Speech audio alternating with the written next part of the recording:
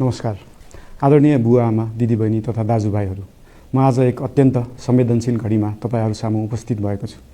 केही दिन अघि सुनसरीको देवानगञ्ज, सिराहा लगायतका स्थानमा भएको दुःखद घटना र त्यसपछि केही जिल्लाहरूमा उत्पन्न अशान्त वातावरणलाई लिएर नेपाल सरकार पूर्ण रूपमा गम्भीर र संवेदनशील छ।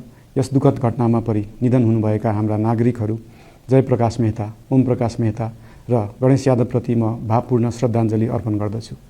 साथै शोक सन्तप्त परिवारजनहरूमा नेपाल सरकारका तर्फबाट गहिरो संवेदना व्यक्त गर्दछु। घटनामा परि घाइते हुनुभएका सम्पूर्ण नागरिकहरूको शीघ्र स्वास्थ्य लाभको कामना गर्दछु। घाइतेहरूको उपचारमा कुनै पनि प्रकारको कमी वा ढिलाइ हुन नदिन सम्बन्धित स्वास्थ्य निकायहरूलाई स्पष्ट निर्देशन दिइसकिएको छ। घटना भए लगत्तै सबै सुरक्षा निकायहरूले तत्काल घटनास्थलमा पुगेर परिस्थितिलाई सामान्य बनाउने, थप अप्रिय घटना हुन नदिने र शान्ति सुरक्षा कायम गर्ने प्रयास निरन्तर गरिरहेका छन्। घटनाको निष्पक्ष छानबिन गरी दोषीलाई कडा कानुनी कारबाही गर्न गृह मन्त्रालयले छानबिन समिति गठन गरिसकेको छ। म सबैमा विश्वास दिलाउन चाहन्छु कि यो छानबिन पूर्ण रूपमा निष्पक्ष र पारदर्शी हुनेछ। घटनामा संलग्न दोषी जो कोही भए पनि कानुनी दायरामा ल्याउन सरकार प्रतिबद्ध छ। अवस्था थप नबिग्रियोस्, कुनै पनि नागरिकको जनधनको क्षति हुन नपाओस् र स्थानीय स्तरमा विश्वासको वातावरण बनोस् भन्नका लागि नेपाल सरकार निरन्तर क्रियाशील छ। परिस्थिति सामान्यीकरण गर्न केन्द्र स्तरमा सर्वदलीय बैठक आह्वान गरी गहन छलफल गरिएको छ।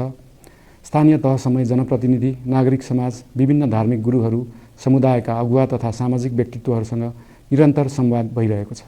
स्थानीय स्थितिको प्रत्यक्ष अनुगमन गर्न, पीडित पक्षसँग संवाद गर्न र शान्ति सुरक्षालाई थप सुदृढ बनाउन गृहमन्त्री स्वयं सो स्थानमा पुगिसक्नु भएको छ।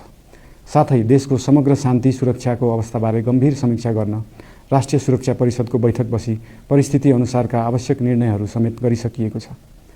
यस्तो संवेदनशील घडीमा सामाजिक सञ्जाल वा अन्य माध्यमबाट असत्य, अपुष्ट सूचना, अफवाह, घृणा फैलाउने सामग्री वा समुदायबीच वैमनस्य बढाउने अभिव्यक्ति प्रचार प्रसार नगराउन अनुरोध गर्दछु।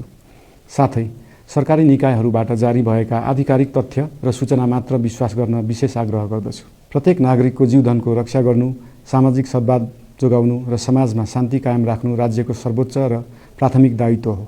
आगामी दिनमा पनि राज्य थप सतर्क र संवेदनशील रहनेछ। प्रत्येक नागरिकको जीवन सुरक्षाका लागि सरकारका सम्पूर्ण संयन्त्रहरू अहोरात्र खटिनेछन्। शान्ति सुरक्षा भङ्ग गर्ने, अराजकता फैलाउने वा हाम्रो सदियौं पुरानो सामाजिक सद्भाव, सहिष्णुता र भाइचारा खलबलाउने कुनै पनि क्रियाकलापप्रति सरकार पूर्ण रूपमा सचेत छ र यस गतिविधिमाथि कडा कदम चालिनेछन्।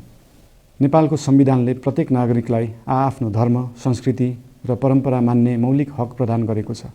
यो संवैधानिक दायित्व निर्वाह गर्न सरकार पूर्ण रूपमा प्रतिबद्ध छ। धर्म समाजलाई आपसमा जोड्ने र प्रेम बाँड्ने शक्ति हो। संसारको कुनै पनि धर्म वा संस्कृतिले हिंसा, घृणा र विभाजन सिकाउँदैन। सबै धर्मको मूल सार करुणा, दया, प्रेम र शान्ति नै हो। देशको कुनै एक स्थानमा भएको अनपेक्षित र दुःखद घटनालाई लिएर कुनै सिङ्गो समुदायलाई आरोपित गर्नु र देशका अन्य भूभागमा समेत त्यसको प्रतिशोधको आगो फैलाउनु कुनै पनि दृष्टिकोणबाट न्यायोचित वा न्यायसङ्गत हुन सक्दैन। आदरणीय बुवा आमा, दिदीबहिनी तथा दाजुभाइहरू, हाम्रो इतिहास साक्षी छ कठिनभन्दा कठिन र अप्ठ्यारो परिस्थितिमा पनि आपसी एकता, सहिष्णुता र विवेक नै हाम्रो सबैभन्दा ठूलो शक्ति बनेका छन्।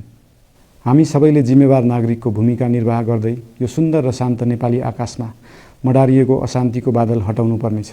हम आम नागरिक समाज, धार्मिक समुदाय, सब आदरणीय अगुवा, सब राजनीतिक दल आ जिम्मेवार संचार के माध्यम सबके धैर्यता आ संयमता अपना के शांति, सद्भाव, भाईचारा आ राष्ट्रीय एकता कायम राख के लेल सरकार के तरफ से हार्दिक अपील कर रहल छी। धन्यवाद।